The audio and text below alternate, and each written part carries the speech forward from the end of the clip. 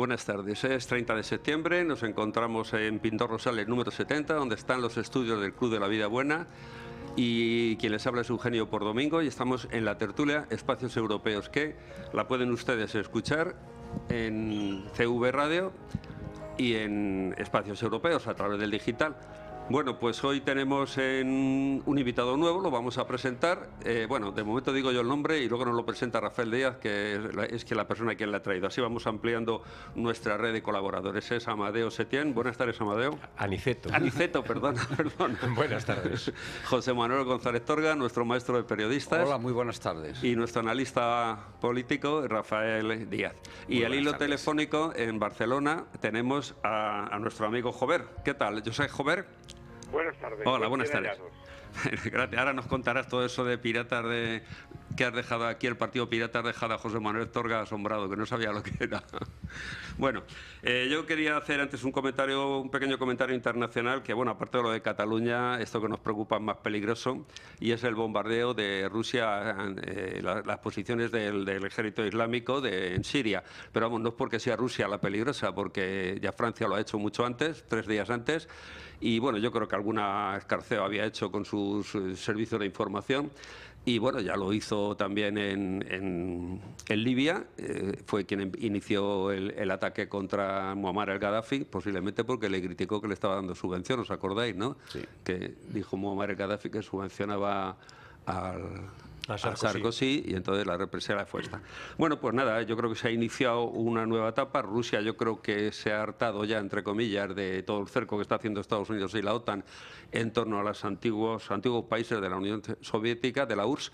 Y bueno, pues esta es una reacción de no llegar a un acuerdo en la tertulia conversación que tuvieron el otro día, que tuvo con Obama de 1 hora y pico, y bueno, la decisión ha sido decir, bueno, yo quiero una solución en Siria, pero no pasa por la solución de que lo deje el presidente actual.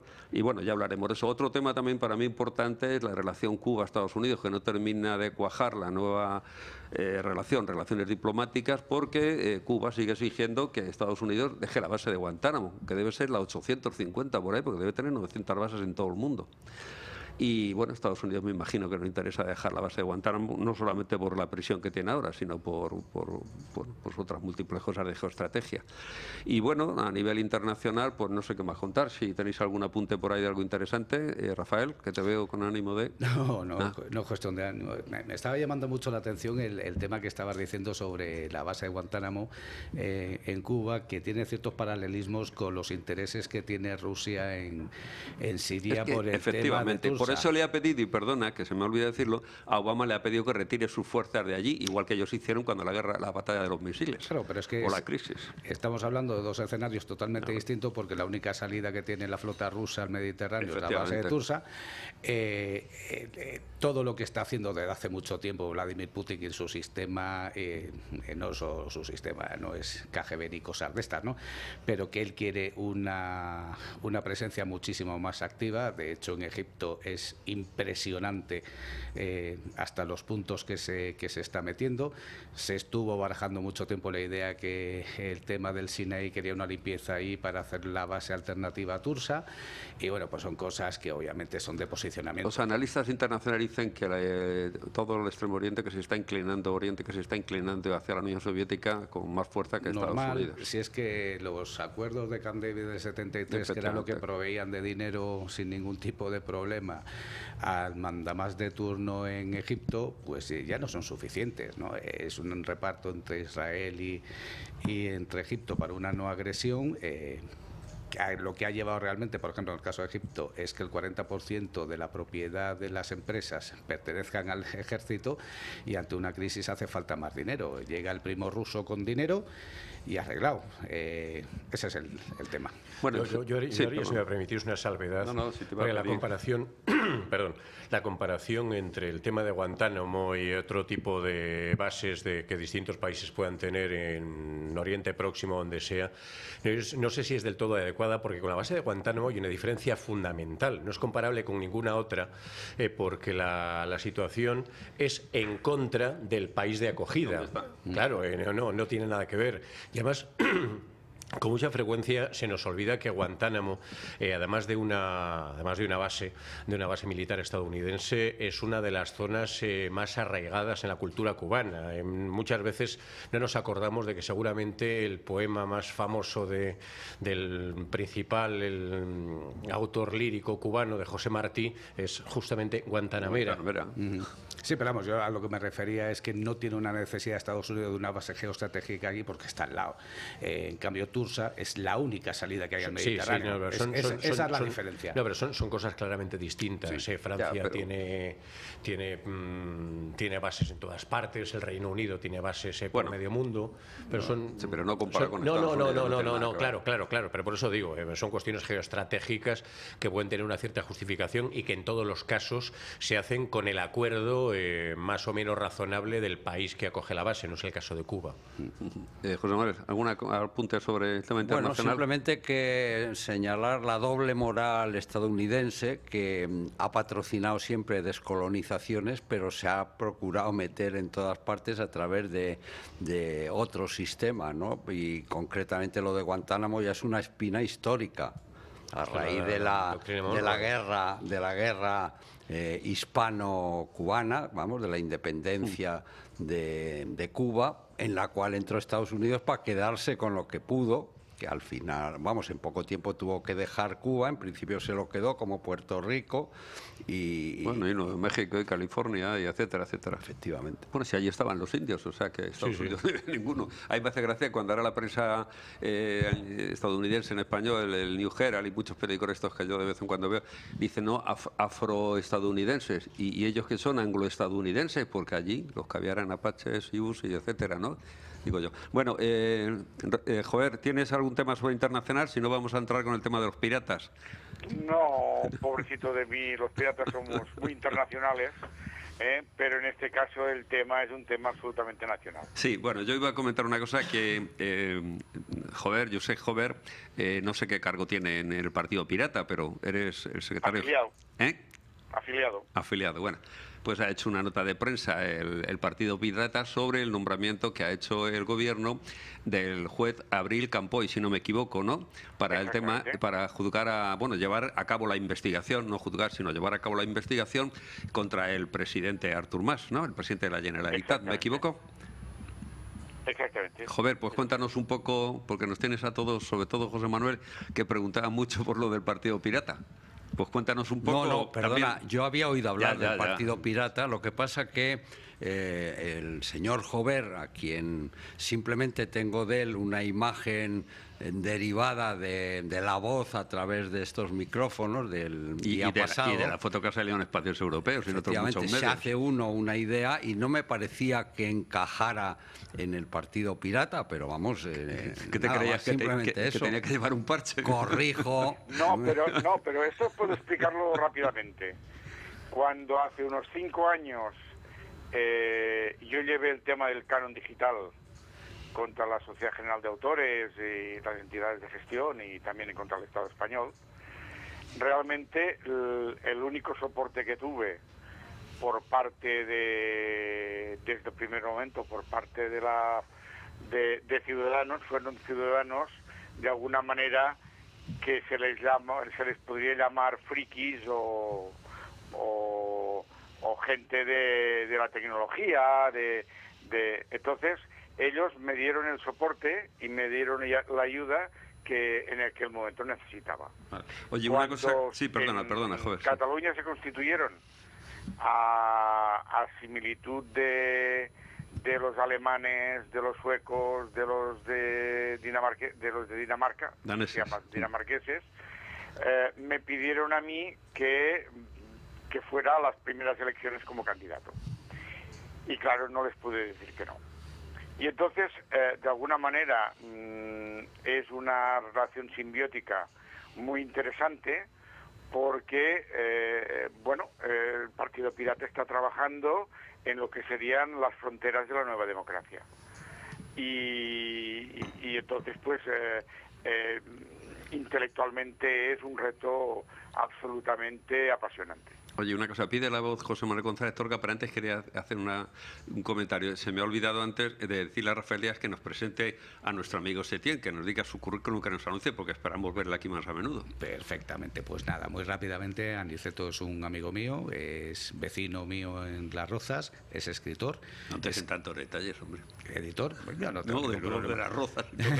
No hay problema, ahí hay 89.000 personas y somos razonablemente fáciles de localizar. Además es una persona muy implicada y yo creo con un buen criterio habitualmente sobre cuestiones que tiene. Gracias, hombre. De nada. Es editor, ¿no? Escritor. Escritor, y yo creo que puede aportar mucho en esta tertulia. Por supuesto, ya lo hemos visto en su primera intervención. Por José Manuel, perdona que te eche este pequeño corte. Sí, yo lo que me planteaba un poco era la distinción entre la idea de un jurista de reconocido prestigio, en el caso de Jover, y los derechos de autor, por otra parte. Yo defiendo los derechos de autor concretamente en el mundo periodístico, donde están muy poco reconocidos. Es decir, el periodista trabaja para un medio, el medio se queda con el trabajo del periodista, el fruto del trabajo del periodista, y el periodista ni siquiera llega a compartir otras explotaciones que se puedan hacer de su trabajo. Y entonces, bueno, yo en ese sentido tengo una línea de defensa de la autoría del trabajo intelectual o cultural, literario. Fue un convenio del año 2003, si no me equivoco, en el que estuvieron presentes las entidades de gestión, las empresas periodísticas y el gobierno de España, en el cual las entidades de gestión reconocieron el derecho a cobrar por los artículos periodísticos, no a los periodistas, sino a los medios, a cambio de que los medios hicieran buena campaña y hablasen bien de las entidades de gestión. Pero en cambio la FAPE, la Federación de Asociaciones de Periodistas, está en contra de esa línea. Y yo estoy en la línea de la FAPE. Es que José Manuel preside la Asociación de Periodistas Iberoamericanos y es miembro, yo también, del Club Internacional de Prensa. Ya le digo, esto fue un acuerdo político igual que el que yo impugné del tema del canon digital. Vale. Oye, antes de empezar a meternos en el buen sentido con el tema de Cataluña y las elecciones generales que vienen, a mí me gustaría dar 2 o 3 pinceladas a algunos asuntillos, a ver qué os parece. Por ejemplo, el tema de Rodrigo de Rato y Figaredo, que así se ponía él en sus tarjetas cuando estaba en Alianza Popular, cuando en aquella época el D y todo esto, los apellidos, parecía que daba más relumbrona a la persona, ¿no? Pues don Rodrigo de Rato y Figaredo, que es un auténtico chorizo, hablando en plata, y que me disculpen la palabra, soy muy cervantino en eso, parece ser que, bueno, no parece ser, le ha embargado el juez hasta el salario suyo del Fondo Monetario Internacional. Yo creo que le han entregado el PP, la Curte, la Bankia y todo esto, le han entregado a los caballos para que se lo coman, ¿no? Para quitarse de en medio, separar la pieza suya esa de... La pensión de exministro es inembargable o no.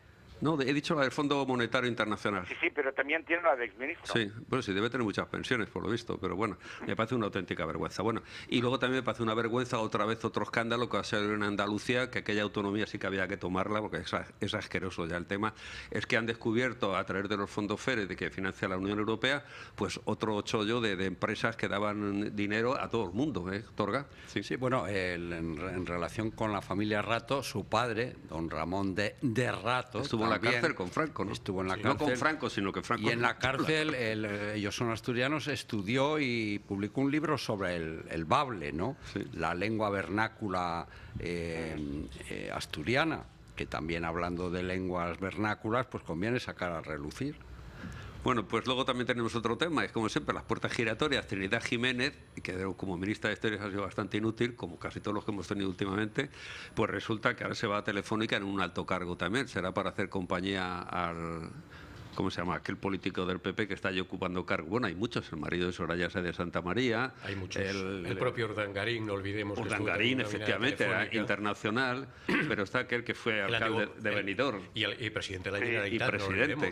Otro, entre comillas, CHO, sí, es una auténtica vergüenza, pero bueno, así nos va. Y luego el tema de Volkswagen, que a mí me parece que España ha quedado un ridículo, porque ahora sale el ministro Soria diciendo que va a tener que devolver los 1.000 euros que por cada coche reciben del gobierno. Pero yo no sé por qué tiene que tener una empresa privada que gana tanto dinero subvención. Bueno, eso me parece una vergüenza, pero que igual que nos han hecho esto, vete a saber la que nos están haciendo en seguridad, en velocidad, no esa empresa, sino todas. Yo creo que aquí ha sido Estados Unidos quien ha dicho, a mi impresión, que le hacía la competencia en Estados Unidos con sus coches, ha ido a por ello, les ha investigado y ha visto este tema y me parece muy bien. El otro día venía una carta en 20 minutos, en el diario gratuito 20 minutos, de una persona que comentaba eso, dice que qué vergüenza que tenga que sacar a Estados Unidos las castañas a Europa descubriendo temas de estos. Bueno, pero bueno, el tema parece que surge de un estudio en una universidad. Sí, bueno, la CIA tendría, como tiene acceso a todo, porque claro, te ve los estudios, te ve el teléfono y te ve dónde duermes y cuando cenas. Y efectivamente venían aquí ahí Tajo. Sí, ese es el tema. Muchas veces yo lo comentaba aquí, cuando hablan de la investigación de la CIA, la NSA y tal, digo sí, pero igual que se meten en eso, se meten en las universidades españolas o francesas o italianas para ver qué se está investigando y copiarlo, neutralizarlo y todo. No van a limitarse solo a cuando se habla de terrorismo, eso está claro. Vamos. El Gran Hermano existe, no lo olvidemos, claro. Y no es un programa de televisión, es otra cosa. Claro que existe, sí.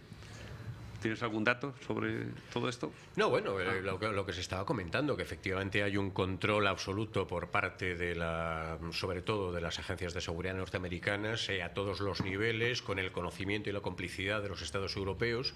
Yo tengo la sensación de que muchísimos de los ataques contra la intimidad, que al final es de lo que estamos hablando, que hoy asumimos de manera absolutamente natural, serían impensables hace 30 años. Tengo la sensación de que en cuestiones de libertades públicas y de injerencia del Estado en la vida de los ciudadanos hemos retrocedido de una manera muy importante y preocupante. Y si me permitís un inciso, con respecto al tema de Volkswagen y España, a mí me gustaría saber, más allá de los grandes titulares de prensa, exactamente qué ocurre, porque con Volkswagen en España hay una singularidad que, aunque no es especialmente conocida, es motivo de conflicto permanente desde hace muchísimos años. La principal fábrica de Volkswagen en España, la única que fabrica coches, que yo sepa, está a las afueras de Pamplona. Y hay un conflicto histórico entre el gobierno foral navarro y el gobierno español a propósito de la gestión de los impuestos y de las subvenciones a la Volkswagen que está a las afueras de Pamplona.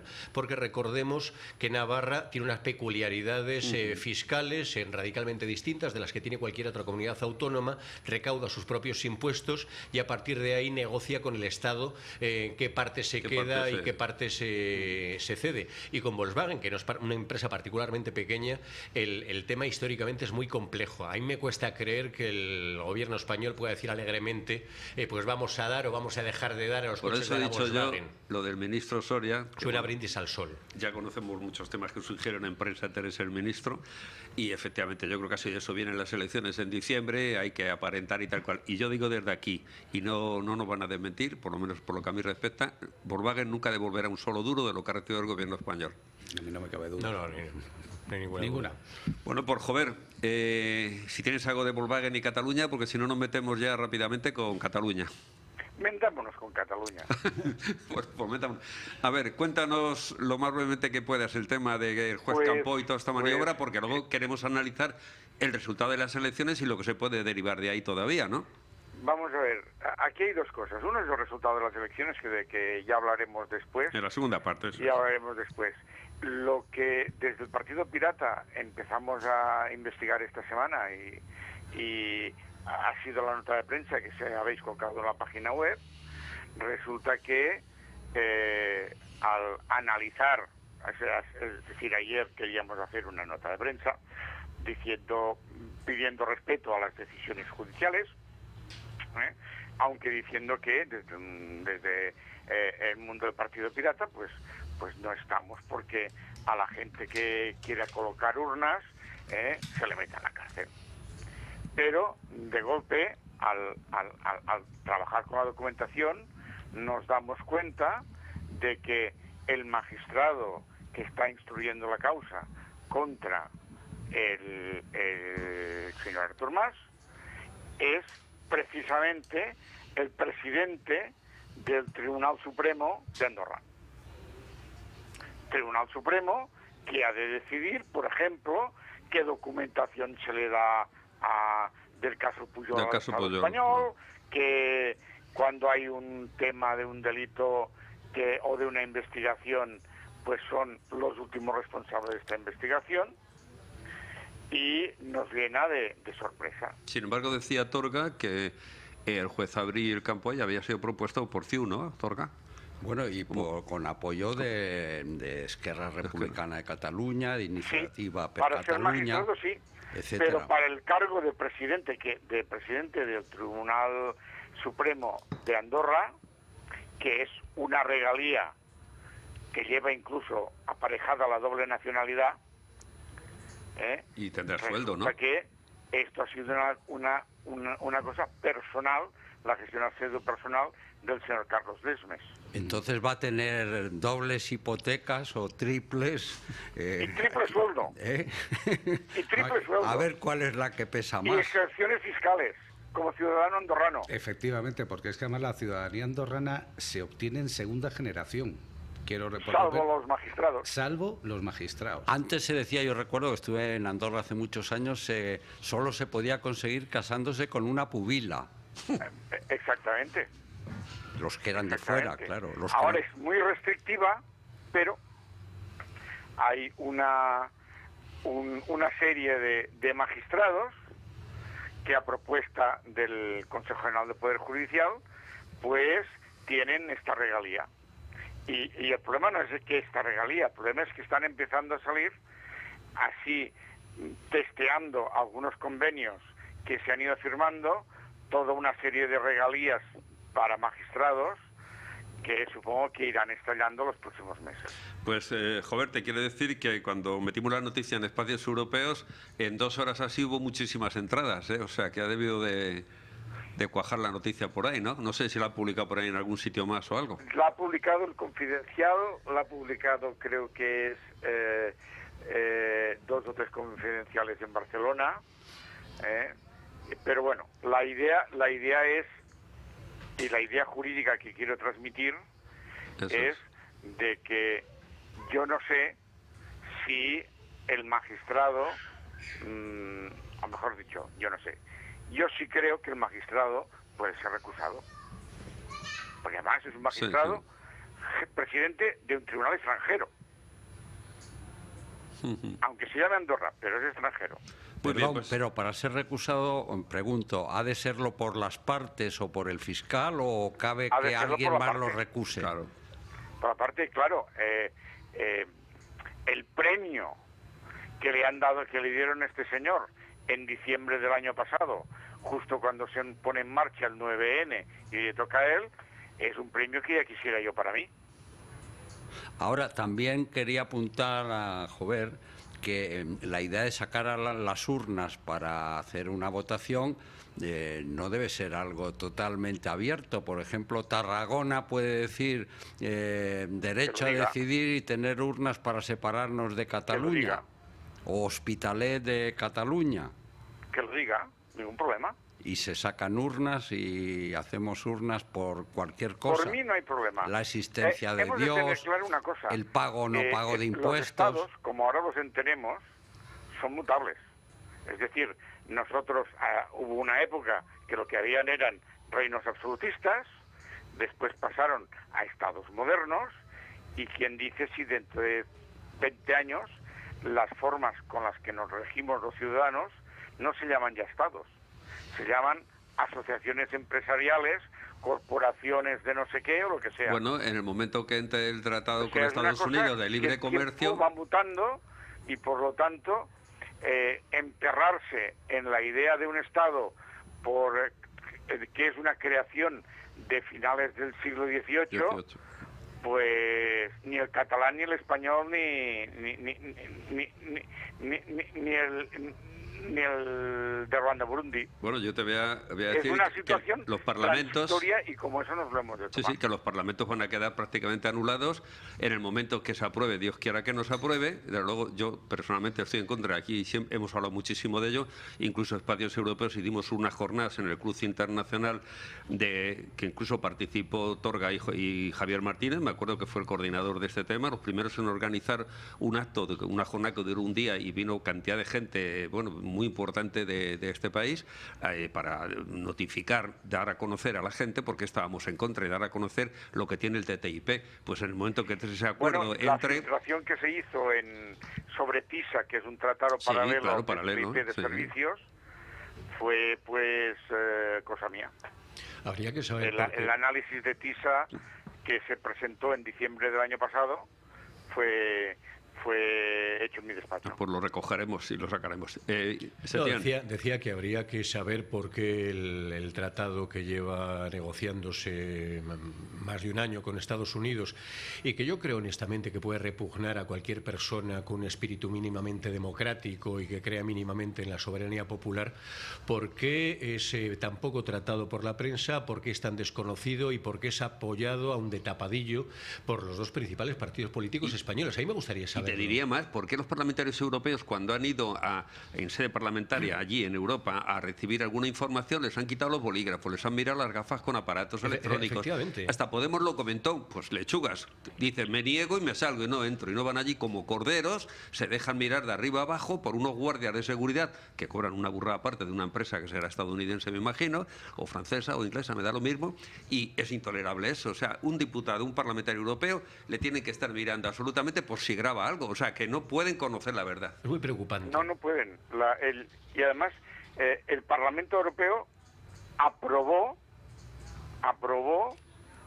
con la mayor, y además fue absolutamente activa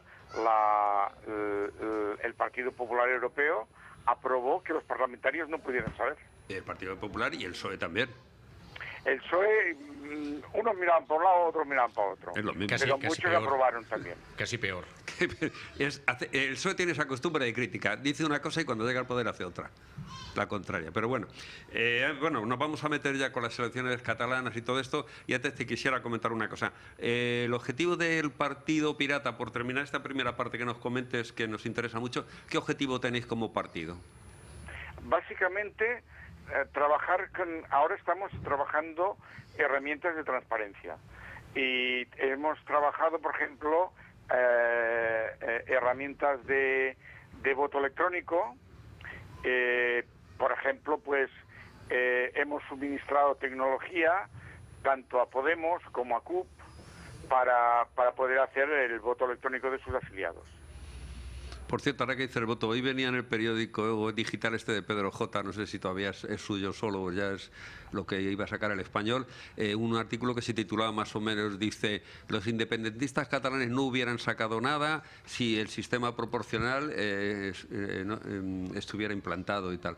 Y bueno, a mí me hace una gracia tremenda. Entonces, el PP y el PSOE han estado ahí por el sistema actual que tenemos ahora, no proporcional. O sea, la ley de ON y todo el sistema electoral que tenemos. O sea, se critica ahora que efectivamente el número no sería igual en relación con el número de votos, pero es que el PSOE y el PP, que siempre dicen en sus programas electorales, bueno, últimamente no, antes sí, que cuando lleguen al poder iban a cambiar el sistema electoral español y tal, y sigue siendo el mismo, claro, porque beneficia. En Madrid, lo hemos dicho muchas veces, un diputado cuesta 100 y pico mil votos y 50.000 el tercero, o sea, o el segundo, me parece, o sea, que es una auténtica vergüenza. Pues habrá que votar electrónicamente, no sé, pero habrá que votar de una forma más proporcional, ¿no estáis de acuerdo? Pues, pero no es un problema de proporcionalidad. Y esto es quizás lo más interesante que se está trabajando, conceptos como el de democracia líquida, conceptos como el de incluso de la cesión de voto. Es decir, yo no sé de maquinaria pesada, pero hay una persona en mi grupo que sabe de maquinaria pesada y yo le puedo hacer mi voto. Cuidado con eso, que eso es el corporativismo. Luego del concepto diputado al concepto de que puedas en tiempo real puedan votar cientos de miles de personas. Que esto, la tecnología está. Lo que no están son las ganas. La tecnología está hace muchos años. Yo recuerdo un libro, Las máquinas de la información, de Bagdikian, profesor americano, de hace 30 años o por ahí. ¿Americano de dónde? No, estadounidense, vamos. Sí, acaparan geográficamente el continente. Pero a partir de ahí no ha habido ningún interés porque eso funcione para votar con frecuencia temas importantes. Setién iba a decir... No, bueno, al hilo del último comentario decía, yo diría que no se trata tanto de cuándo y cómo se puede votar, sino de qué información de partida tiene quien vota. Mientras no haya unas medidas transversales para igualar en la medida de lo posible el nivel de información y el nivel de recorte de la manipulación que tiene el ciudadano medio, el arbitrar mecanismos que faciliten la votación de muchas cosas en muy poco tiempo por parte de mucha gente puede ser un peligro añadido más que yo no creo que haga nuestra sociedad más democrática. Lo que iba a comentar antes es que no es tanto un tema de proporcionalidad en el aspecto técnico. Con muchísima frecuencia se le echa la culpa a la ley D'Hondt de los pecados electorales españoles, y la ley D'Hondt es una fórmula matemática que es absolutamente neutra, no tiene culpa de nada y no es ni mejor ni peor que otras formas de repartos de votos y escaños en los distintos parlamentos estatales y autonómicos. La cuestión es otra. La cuestión es qué modelo de democracia queremos, qué modelo de Estado queremos, qué modelo de gobierno queremos, y en ese aspecto, referido, por ejemplo, al Congreso de los Diputados, que es lo que más le puede sonar a la gente, qué modelo de circunscripción, que ahí es donde está la clave, qué modelo y qué tamaño de circunscripción queremos. Yo he dicho la ley electoral y también la ley de D'Hondt, que la ley de D'Hondt no es democrática. Perdona que te diga. Un hombre, un voto, no. Hombre, yo es que también saldría a la calle, preguntaría a la gente primero que te definiera la ley de D'Hondt y luego ya el que quisiera nota que explicara lo que es una circunscripción. O sea, el problema está que el tío que vota primero de eso no tiene ni puñetera idea. Lo único que sabe, además lo hablaba con Aniceto hace un rato, es que el resultado final es que en las pasadas elecciones, quiero recordar y hablo de memoria, que con 1 millón de votos aproximadamente Izquierda Unida obtuvo 2 escaños y el PNV, grupo parlamentario, de 16. Y ese es el resultado. Claro. Sí. No hay, es como decir, la bala no mata, mata la velocidad que lleva. Me da lo mismo. Pero va unido lo que decía Setia, la circunscripción, el sistema electoral y la idea. Sí, pero cuidado, no caigamos en errores comunes que por muy repetidos que sean no dejan de ser errores. Una circunscripción única, por poner un ejemplo, que sería lo más democrático que se nos puede ocurrir si entendemos que es lo adecuado, no perjudicaría a los partidos nacionalistas ni vascos ni catalanes, perjudicaría exclusivamente al PP y al PSOE. Los dos grandes ejemplos que se ponen siempre, que son Convergencia y el Partido Nacionalista Vasco, de partidos beneficiados por este sistema electoral, no son los beneficiados por este sistema electoral. Obtendrían el mismo número de votos en sus respectivas circunscripciones, seguramente obtendrían un diputado arriba o abajo, pero no les afectaría la actual situación. Al PP y al PSOE sí. Acabas de explicar la razón por la que no se cambia. Claro, no, pero esto es así, hasta el punto de que ya no es que ocurra a nivel estatal. En Asturias podemos recordar que lo que provocó la ruptura del anterior gobierno autonómico entre el PSOE e Izquierda Unida era una promesa electoral del PSOE de convertir en el Parlamento Autonómico Asturias en circunscripción única, cosa que digamos, que hacía más representativo el voto, hacía más cierto aquello de una persona, un hombre o una mujer, un voto. El PP estaba en contra porque le beneficiaba y el PSOE finalmente se alineó con el PP. Eso provocó la salida de Izquierda Unida del pero hay otro tema, por ejemplo, Barcelona y Madrid, creo que Sevilla, algunas otras provincias grandes, y el número de habitantes se han perjudicado frente a provincias muy pequeñas, sí, en cuanto al reparto. Por supuesto. O sea, que hay muchas cosas, por eso yo al decir englobado el sistema electoral. Pero son importantes las provincias o los partidos. Lérida, Huesca, tal, tienen en proporción más diputados que puede tener Barcelona o Madrid, con el número de población que tienen. Con lo cual tampoco parece que sea muy representativo, ¿no? Pero queremos la representación por provincia. Que esto que acabas de decir, que es cierto, que es objetivamente cierto, ¿es importante o es importante que los votos de Izquierda Unida sean en Soria, sean en Teruel o sean en Madrid, o los de Unión Progreso y Democracia y los de PSOE o PP cuesten diferente número de votos? Es que seguramente el problema no es tanto cuánto nos cuesta un escaño en Madrid o en Soria. Hombre, eso lo hizo UCD de acuerdo con el PSOE para decir en las provincias que les convenía provocar ese tema. Yo creo que fue así. ¿Me permitís centrar el tema de Cataluña? Sí, ahora vamos a tocar el tema de Cataluña, pero espera, vamos a hacer un pequeño descansito antes. ¿Quería decir algo, Rafael Díaz? No. Pues hacemos un breve descanso y no te retires de la línea telefónica, Jover, que nos incorporamos ahora con Cataluña. Baja el Euribor y las cuotas de tu hipoteca no.